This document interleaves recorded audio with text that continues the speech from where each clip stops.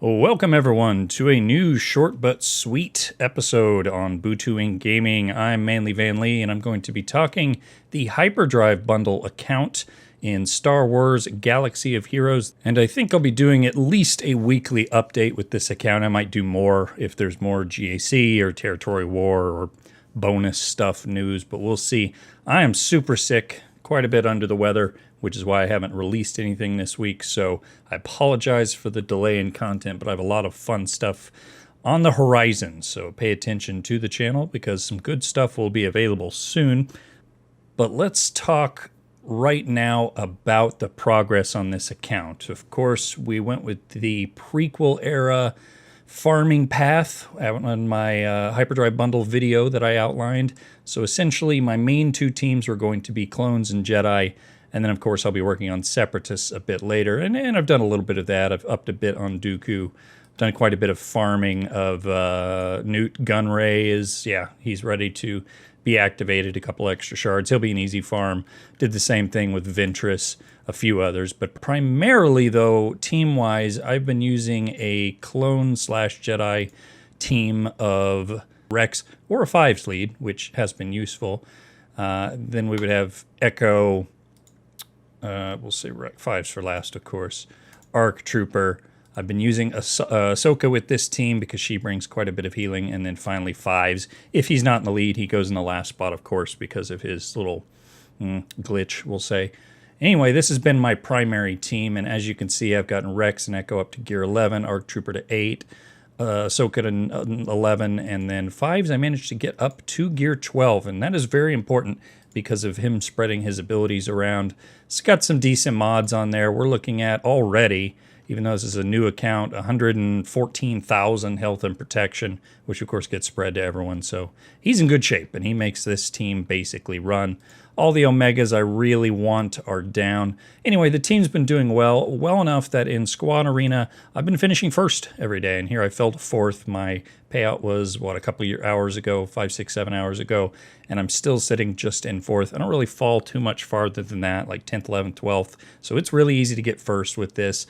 And really the only team I want to avoid is this one. I can probably beat them if everything falls correctly. But with 4 G12s, versus my 1 G12, it can get a bit finicky. But Revan teams are a breeze, super easy to kill. So that team is plugging right along. Don't have a whole lot to say about Jedi. I've been kind of boosting Anakin here and there whenever I get the opportunity.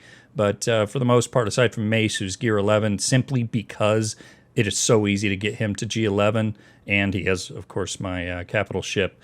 He's really the only other one I've worked on a whole bunch, and I'm going to stop there because I guess I could put a couple of these pieces on and get him to gear 12, but even that said, it's an easy gear, but I would rather save those for more important characters. So not a lot to add there, but what, 2 weeks in, and I already have a G12 with a G12 piece, which is important. This is a big one, of course, for him because it adds so many different things to his statistics. So that's pretty solid. Hanging out in first, and that'll get me 500 crystals a day, which is huge. I've been spending my crystals on Shaak Ti because I can't quite farm her node yet. So anytime, whoops, see, like perfect, right here, we're going to unlock her. Perfect. We're going to go ahead and buy those. Doesn't leave me a whole lot of crystals left, but hey, it allows me to activate Shaak Ti, and she will be the leader of this team. I will kick Ahsoka, out of the key team and replace her with Shaak Ti as a lead. It's going to be a bit. I only have a couple million credits, so it'll be a while before I can get her geared up to where I need her to be. Let's move on over to the Fleet Arena, where I'm also having a ton of success. The team I have been running is strictly a Galactic Republic team. As you can see, I'm still in first, and that was 6, 7 hours ago, whatever it may be. Some days I don't fall further than this, so I feel bad, so I actually mix my team up. This is what I've been using.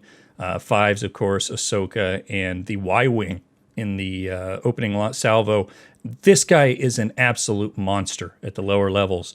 Honestly, at the higher levels, when you've got everybody at level 85, you've got a bunch of G12, maybe even Relic characters, he's kind of iffy until, well, it is kind of iffy until you get every single character here to be Galactic Republic. Well, because I have all of these Galactic Republic, it gains extra protection and becomes an absolute monster tank. So the reason I'm seeing I'm doing better than everyone else is right here because of the Y-Wing. Sarge is a great tank as well. And even though Mace's capital ship is far and away the worst capital ship in the game, it's actually quite useful with some of the new additions they've made to the different fleets, particularly, again, Y-Wing. He has an ability that allows you to put taunt on pretty much any unit, which I almost always just slap on 5s because 5s is super tanky as it is. Then we get Y-Wing will taunt with its special ability. And then Sarge, of course, as a reinforcement. If he's a reinforcement and he has protection, he taunts as well. So there's just a bunch of tanks, and this is a really hard team to kind of chew through with damage. I think I'm going to be fairly successful with this fleet up until the Millennium Falcon starts showing up, in which case I'll have a little bit more trouble. We'll see. It depends on, because I'll be able to get Anakin leveled up at that point and have a full good Anakin ship, which does a ton of damage even without the negotiator, which will be my end game. Maybe I'll be able to hang with a couple of these teams, but for the most part, I think I'm going to be in great shape for maybe a couple of months until those Millennium Falcons really start showing up in the fleet arena, and then we'll have to see where we're at. But for now, I am loving the extra 400 crystals I get a day from finishing in first place, and yeah, it's awesome. So as you can see, performing quite well in the day-to-day stuff. Territory battles, we are right smack in the middle of the Hoth dark side TB. Here's the thing though, because of the path that I've chosen, and since I haven't really worked on my separatists yet, I have no dark side teams up and running. So I have not been too helpful to my guild outside of just deploying my GP, which of course always helps. But as far as battles go, I'm clearing 1, maybe 2 waves just because I mostly just have level 80 characters. That's fine. Hopefully by the next Dark Side TB we have, Hoth TB, I will have maybe at least a Separatist up and running to a decent degree, which would give me 1 pretty good team. But either way, if you purchase the Hyperdrive Bundle, you're going to help your guild in a territory battle no matter what, because you start right off the bat with like 900,000 GP between fleets and characters, whatever it may be. It's a lot. And that allows you to punch in a bunch of points. And, you know, even having not worked on any of these teams, I can still clear a wave or 2 up to this point. We'll see how I go in, phase 5 out of 6. Might be a little bit rougher, but you know what? I think it's working out totally fine. If this were the light side Hoth territory battle, I'd be really tearing through that, because I would arguably have 2 teams that could 4 out of 4 pretty much every wave, probably even into the final phase. With the only exception being that I don't have a lot of 7-star characters yet. By the time the light side ones comes around, I might. So we'll see how we do with that. We also had 1 territory war come and go. And once again, having the Hyperdrive Bundle is nice because it allows you to just slap some of these okay teams. Like I found Night Sisters as they are is a perfect team to just plop down on defense, because no matter what, they're going to be annoying. And if you don't know how to deal with Plague with a Mother Talzin lead, you can really screw up that run. Rogue One has been better than I would expected using Chirrut and Baze. I've actually slapped them with a couple of different rebels, Biggs and Wedge as well, so they're not too bad. Bounty Hunters do okay, even though I only have 4 of them right out of the gate: Boba, Greedo, Cad Bane, IG-88, and I hit an 80 shard Bronzium pack for Boba, so that's always nice. It'll be easy to get him up to 7-star fairly quickly, and as you see, Vader, kind of the same deal. So with the Hyperdrive Bundle, you can really field quite a few teams, even in a brand new territory war that you just don't have a whole lot of stuff ready for.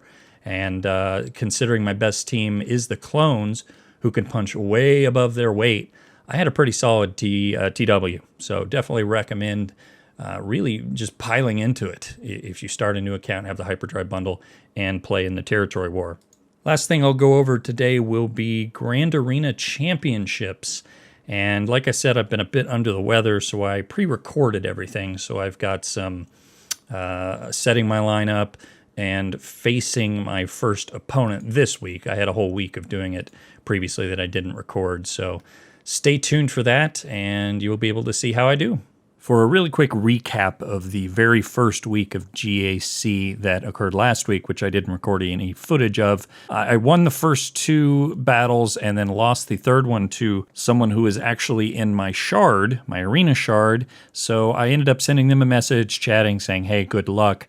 and he mentioned that we have an Arena Shard Discord, so I managed to get in that, which has been great. I recommend everyone does that if you can, to line up your payouts, because it will save you a lot of headache going forward. However, on my main account, I don't do it because my Arena Shard Discord group has been awful. The experience I have had with them has been terrible and the worst, and maybe I'll go into that in detail later, but for now, just try and do it, but if it doesn't pan out, that's okay too. Okay, here we are setting my defense for round 1 of this week's battle. Taking a look at my opponent here, we can see a couple of clones, not a lot of level 85 characters. He has the Mandalorian, which I point out there, but then I thought about it and realized that some of these people have been playing a heck of a lot longer than I have in this account and didn't just purchase the Hyperdrive bundle. Anyway, so looking at his account, I didn't really see anything that stood out to me as something, super frightening that I needed to keep such and such team for offense. The team that I definitely want to keep for offense will be my clones, my primary team. Defense-wise, though, I want to put Jedi down. So as you can see here, I'm putting down Bastila-led Jedi. And the reason for that is because of her protection up mechanic. If your opponent can't beat them the first go-around, they're going to get that protection up again. So it makes them a very, very good defensive team at pretty much any level in GAC. I mentioned Night Sisters earlier. Great team to just plop right down. So I don't know what I'm pointing out there, but I'm going to put down Mother Talzin lead with Old Daka, who will revive, and Night Sister Spirit, who can stun. That's a nasty little team if you don't know how to counter it. And then finally for my back row here, I kind of waffled about thinking maybe I should go with bounty hunters, but then I went down and I saw nihilists, and it gave me the idea, you know what, the Sith actually have a bit of recovery under a nihilist lead because he eliminates their protection and turns it into extra health, and they have a ton of health steal. Count Dooku is a must for this team because he counters a lot, and that will make him steal a bunch of health, and he'll become very, very hard to kill. And then Vader's pretty good too in pretty much any scenario and can do a bit of damage early on. As far as fleets, I want to save my A fleet, which would be my Galactic Republic, for offense. So I'm just going to plug in a Rebel fleet here. I put down the core 4 that I know I have unlocked, and then earlier on when I first started the account, I had worked on Cad Bane and Kylo Ren, so I thought, why not? So we went with them, plopped them down, and there we go. So next we'll take a look at the offensive battle, which happened 24 hours later. So let me preface this with saying I royally screwed up in this. I still win, spoiler alert, but I did not play it very, very well.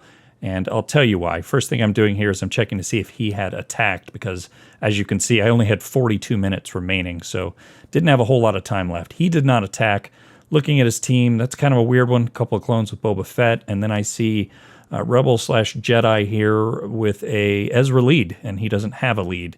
So I went ahead and pulled up his inventory to look, and it was an auto set as far as who he placed on defense. It basically just set 1, 2, 3, 4, 5, 6, 7, 8, 9 on defense as far as his highest GP characters. So that can be easy and tricky in the same regard because there's not a lot of synergy between a lot of these teams half the time, but there is high-end gear and a lot of everything involved on these characters. So right off the bat, I'm kind of thinking about which one of my clone teams I want to put in here. Decided to leave Echo out because he can do quite a bit of damage on his own. Wanted to keep Rex and Fives together because of Fives' sacrifice ability. So we go Rex, Arc Trooper, and Five. Coming into the battle, I know I need to take Fives out first because if I don't, he will sacrifice. Rex will get all of his stats, and his Five is a fair bit tanky. So I just come in, just start attacking. After quite a bit of pew-pewing, I get to the point where I'm kind of worried Rex's Annihilate is going to be ready, but I'm close enough, I take him out, and sure enough, my next attack is my Rex's Annihilate, and I realize I'm golden, good to go. So I just finish off Boba Fett, and we take that victory. End up getting a decent chunk of points here. Of course, no one had full protection, so that's going to eat into it. And I believe Rex runs out of full health. Yeah, sure does here. So that ends up being 50 points. Not great, but you can get away with that if it's your top team versus their top team. Next up, I decided to go against this weird Rebel/Jedi team. I had a couple of options, but I wanted to try and do this and get the most points as possible, so I kind of make a bad decision here. I go with the Cody lead because he does add quite a bit of defense to the clones, but what I didn't consider is without fives and without the revive mechanic and all that, even if my clones are higher gear level, they can get beaten up pretty badly. And that's pretty much what happens here. I know I can take out Ezra because he's really, really squishy and there's nothing really keeping me from it. You see Cody went down there to Fulcrum. Anyway, take out Ezra and it all starts to go downhill from here.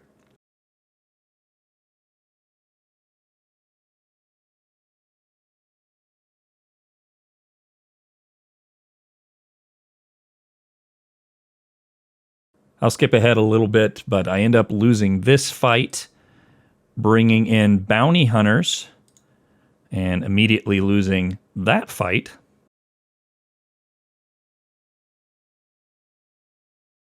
So next up, I end up trying a couple more Jedi because I've got some mods on them. I've got some decent gear on them. I end up going with a Mace lead because he does add a bit of crit chance or offense, something like that. I think it's offense. I think it's both, actually. And Ahsoka is my highest geared character remaining, so I'm thinking I'll be able to punch through with her damage because she can do a decent amount. Tossed Kanan in there because he can tank a little bit. And again, Mace, I've got the G11 as well as get some mods on him, so he can actually do a little bit too. I end up just kind of whittling away and eventually take out Fulcrum, get down to still having all three of my team left, and I just kind of wipe out Anakin. So fortunately I get through it, but as you can see here, just 20 points. So if this was an event where my opponent was actually trying, that could seriously hamper me. Final squad battle here is one of those that just got slapped together. It doesn't have a lot of synergy. Imagundi, I think it's pronounced. I'm gonna die. Ahsoka and Sarge, none of them higher than level 72. So even though I've used up quite a few good teams, I'm pretty sure I can wipe these guys out. I decided to go hit hard and heavy and went with Wedge and Biggs and tossed in Ezra because Ezra also has some mods. And there's not much to say here. I wipe him out pretty easily.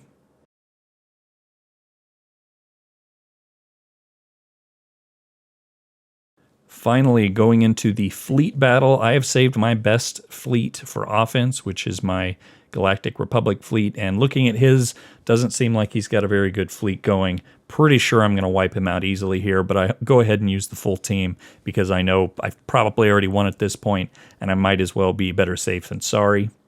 And not a lot to add here. Pretty much just slowly poke through, wipe them all out, get to use my ultimate, and get 60 points, which is fairly reasonable.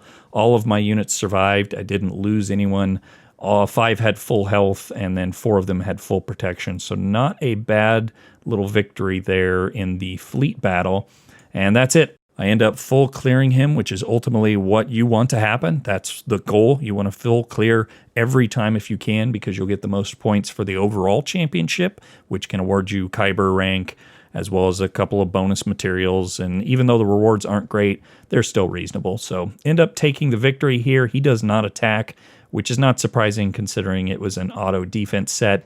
The other thing with that is when they set an auto defense, you know that their best characters are on defense, so they have no attacker synergy. So if you did like I did, which is put down a pretty good defensive team in the front line with Bastila, I know he's probably not going to really get through that, particularly because we're both at the level where we don't have a lot of teams good to go. Now, if you auto set your defense and both people have 10 plus teams that are really good, they're probably still going to clear a couple of your teams. But if you have any sort of decent defense, they're going to struggle. If he would have attacked, there's a chance he could probably beat the Night Sister team. Probably not the fleet, but maybe, since it was also my quote-unquote weaker fleet, and cleared 2 of the zones, but there's no way he's getting through that Bastila squad. So even if I had another 15 hours remaining, I was confident that I was going to win this one. Okay, thanks everyone for tuning in. That's going to do it for today's episode. This account is still a ton of fun. I'm enjoying this probably even more than my regular account, which is, 2+ years in. So that's always a good sign. If you like what I'm doing here at Butu Inc. Gaming, you can of course reach me at all of the methods you see below, including @ManlyVanLee on Twitter, butuinc@gmail.com. And of course, if you like what I'm doing and want to support the channel, head on over to patreon.com. Just $1 a month will really, really help out. And I'm going to put money that I get via the Patreon back into this account. So in particular, if you want to see me do anything, don't hesitate to hit me up. Chat with me, let me know, throw money at me. I mean, who doesn't like that? But once again, thanks again for tuning in, and we'll catch you next time on Butu Inc. Gaming.